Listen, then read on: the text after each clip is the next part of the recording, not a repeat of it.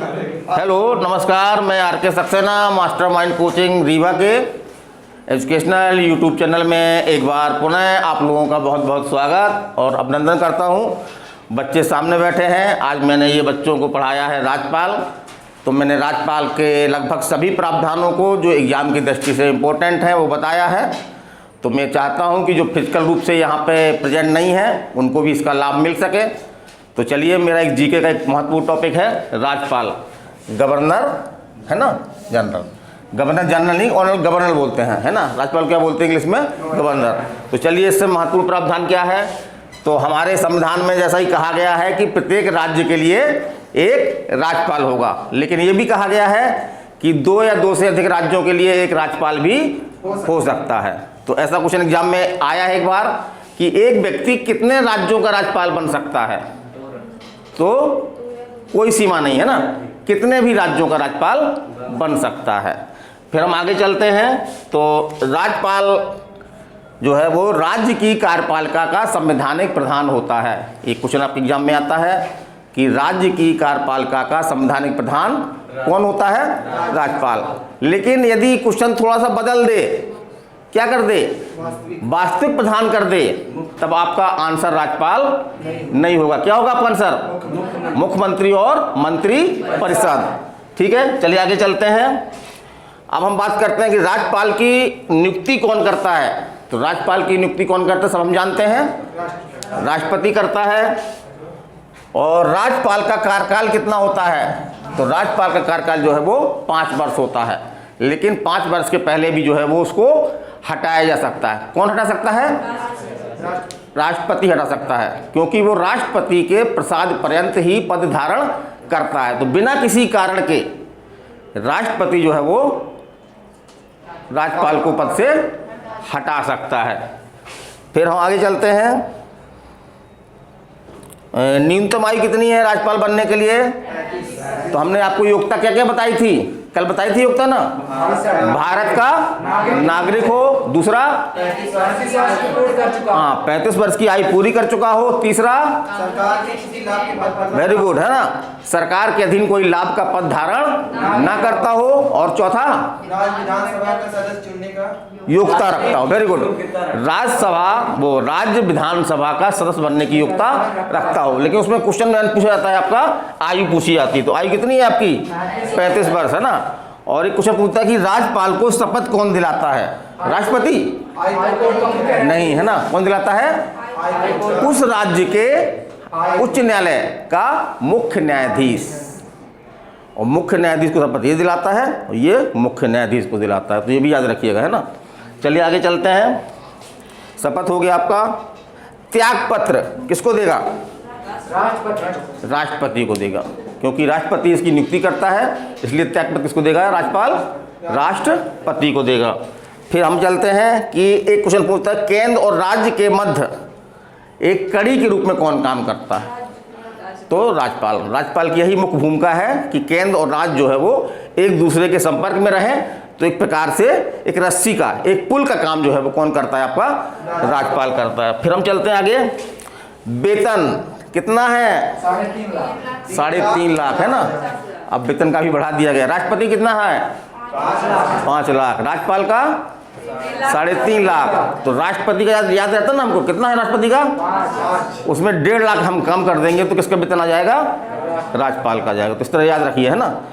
राष्ट्रपति का याद है हमको 5 लाख, उसमें 1.5 लाख हम कम कर देंगे तो किसका आ जाएगा? राज्यपाल का वेतन आ जाएगा। फिर हम चलते हैं। राज्यपाल क्योंकि एक महत्वपूर्ण पद है राज्य का, इसलिए इसको कुछ संवैधानिक विशेषाधिकार प्राप्त है।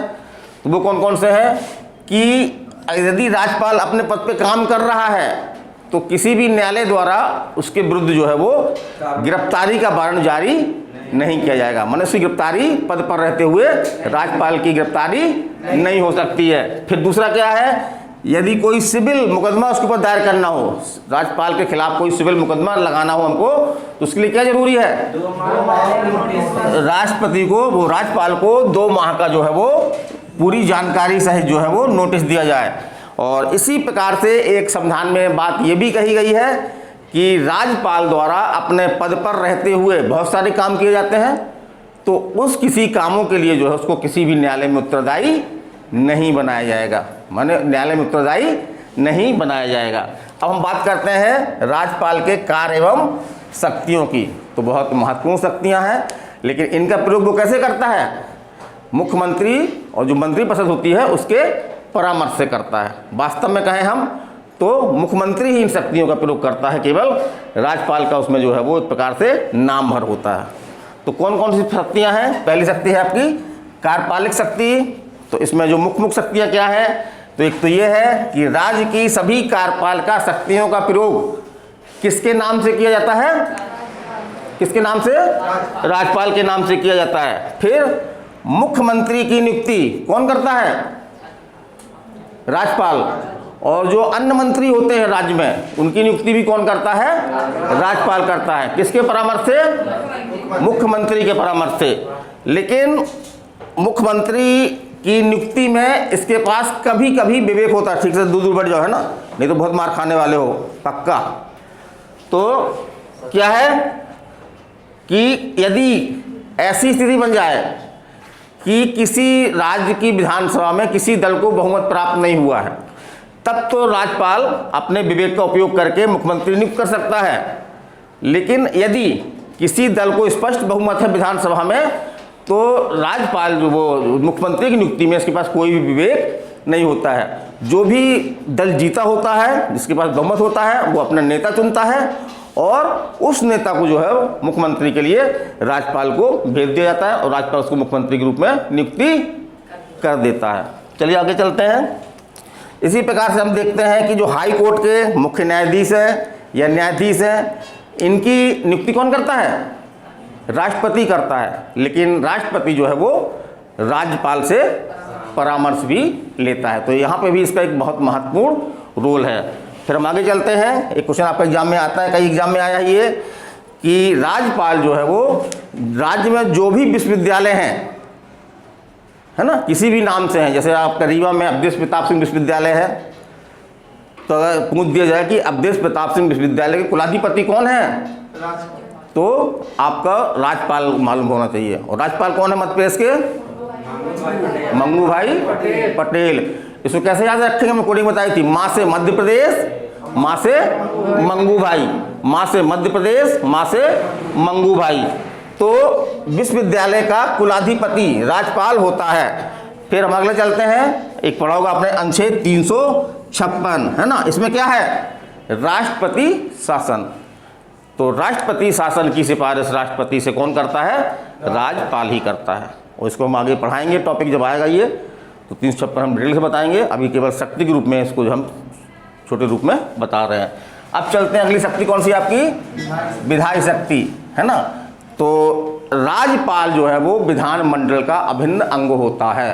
जैसे मान लो क्वेश्चन पूछ दे, जैसे तरह से राष्ट्रपति संसद का विभिन्न अंग होता है, उसी तरह से राज्यपाल जो है वो विधानमंडल का अभिन्न अंग होता है। माने किसी राज्य का विधानमंडल कैसे बनता है? राज्यपाल प्लस विधानसभा प्लस यदि उस राज्य में विधान परिषद है तो प्लस विधानसभा, विधान परिषद। और जो विधानमंडल के जो सदन होते हैं ना, कितने सदन होते हैं? 2, विधानसभा और विधान परिषद। तो उनके सत्रों को आह्वान करना माने सत्र को बुलाना, और सत्रवसान माने सत्र को समाप्त करना, ये काम कौन करता है? आपका राज्यपाल करता है। कौन करता है? राज्यपाल। तो विधानमंडल के सत्रों का आह्वान और उसका सत्रावसान कौन करता है? आपका राज्यपाल करता है। इसी प्रकार से राज्यपाल को एक बहुत ही महत्वपूर्ण शक्ति प्राप्त है, वो है अध्यादेश जारी करने की शक्ति। किस अनुच्छेद में है आपका ये? अनुच्छेद 213 में, है ना। तो यदि ऐसी स्थितियां हैं कि विधानमंडल जो कानून बनाने की स्थिति में नहीं है, तो राज्यपाल जो है वो अध्यादेश जारी करके तत्कालीन स्थितियों को देखते हुए कानून बना सकता है। फिर अगला चलते हैं, राज्यपाल को एक पावर यह भी है कि राज्यपाल विधानसभा में एक सदस्य जो कौन होगा? आंगल भारतीय होगा। लिख लीजिए आप लोग, भूल गए लोग लिखना, ये जो एक सदस्य नियुक्त होगा विधानसभा में, ये कौन किस वर्ग का होगा? आंगल भारतीय। आंगल भारतीय कहलाते हैं आपके जो अंग्रेज, भाई काफ़ी अंग्रेज तो चले गए ब्रिटेन में, लेकिन जो कुछ अंग्रेज यहाँ पे रह गए, यदि उनका विधानसभा में पर्याप्त प्रतिनिधित्व नहीं है, तो राज्यपाल एक मेंबर को विधानसभा में सदस्य बना सकता है। उसको क्या बोलते हैं? विधायक बोलते हैं। एक तो क्या लिखिए? राज्यपाल विधानसभा में एक और विधान परिषद, यदि उस राज्य में विधान परिषद है तो कुल सदस्यों का 1/6, तो याद रखिएगा। जैसे मध्य प्रदेश में विधान परिषद, मध्य प्रदेश में विधान परिषद नहीं है, शांत रहिए बिल्कुल, है ना। अगला आपकी शक्ति क्या है आपकी, अगली शक्ति है आपकी वित्तीय शक्ति, अगली शक्ति है वित्तीय शक्ति, है ना। तो क्या है इसमें, कोई भी धन विधेयक, विधेयक हमने बताया था 2 प्रकार के होते हैं, एक तो धन विधेयक होता है और एक साधारण विधेयक होता है। तो कोई धन विधेयक राज्यपाल की अनुमति से ही राज्य की विधानसभा में पेश किया जा सकता है। यदि राज्यपाल की अनुमति नहीं है तो उसको विधानसभा में पेश नहीं किया जा सकता। फिर अगला देखिए है कि राज्यपाल जो है वो बजट, हर राज्य का एक बजट होता है, तो बजट कौन पेश करवाता है, ये क्वेश्चन आपके व्यापम में आया है क्वेश्चन ये। तो बजट कौन पेश करवाता है, तो बजट कौन पेश करवाता है, राज्यपाल। और पेश कौन करता है, वित्त मंत्री। पेश कौन करता है, वित्त मंत्री। फिर अगली शक्ति देखते हैं हम, अगली शक्ति क्या है आपकी, न्यायिक शक्ति, राज्यपाल की न्यायिक शक्ति। तो जैसा हमने पहले बता दिया था कि हाई कोर्ट का चाहे मुख्य न्यायाधीश हो या न्यायाधीश हो, उसकी नियुक्ति करने में राष्ट्रपति जो है वो राज्यपाल से क्या करता है, परामर्श लेता है, ठीक है। और दूसरा क्या है, इसको जो है वो क्षमादान की शक्ति प्राप्त है। किस अनुच्छेद में, अनुच्छेद 161 में।